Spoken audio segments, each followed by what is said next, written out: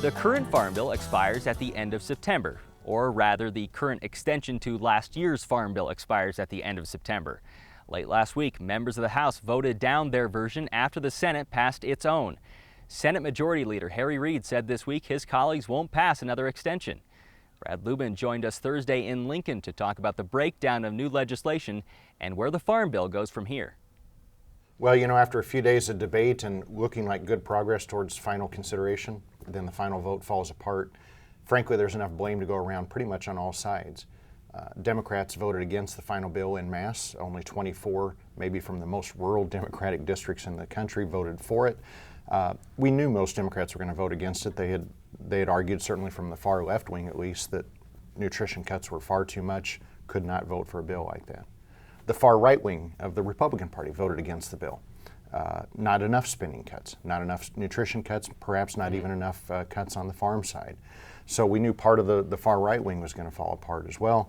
It had to be a middle-of-the-road bipartisan coalition to pass a bill.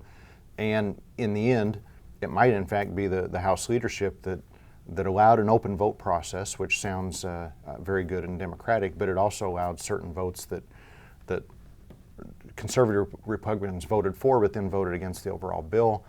That's enough to kill a bill in the end. So we're kind of in the same place we were a year ago, where the Senate has passed its bill and the House Right. hasn't been able to do anything on their end. The Right. discussion this morning is that the House might decide to try to split this bill apart into farm programs and Right. nutrition. Is there any possibility to that happening? That's been a pushed position from some of the right wing before, and it was a proposed amendment that was ruled out of order and not considered during the House floor debate. But if you separate nutrition funding, which is 70 to 80% of the total bill, from the rest of the Farm Bill, the rest of the Farm Bill looks pretty small. It doesn't look like as big a target for spending cuts. On the other hand, it also has a hard time finding support. And so even as much as the debate has been about how much you cut from nutrition versus the rest of the bill, the farm community typically has said we've got to keep these things together because without the Farm Food Coalition, there's not enough farm interest alone to push that legislation forward. Essentially, there's a danger of splitting the two apart to the farm program.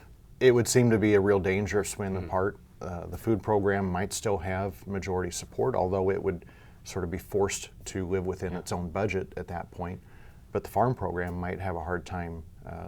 And there's more than just the farm in the farm program, farm and conservation and trade and rural development and research and all those titles.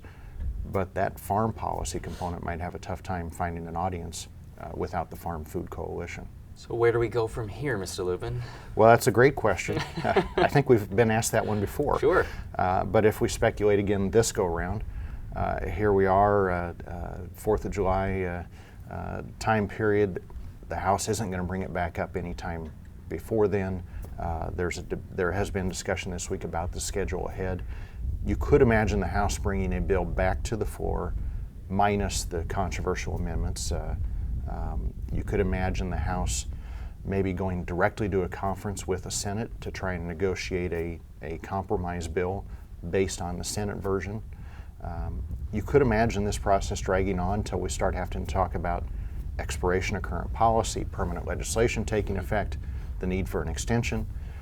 I remain in the camp that says it looks very difficult to imagine extension occurring because of the proposed reforms that have already been promised in the bill that don't happen with just an extension.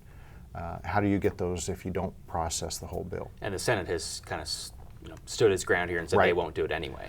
The Senate at least has said they won't consider an extension. That's politically astute at this point to push the focus back to the House and force the House to do something.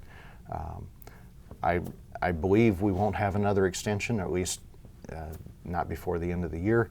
Of course, I believe that last year too. So we did end up sneaking a one-year extension on the bill at the very end of last year.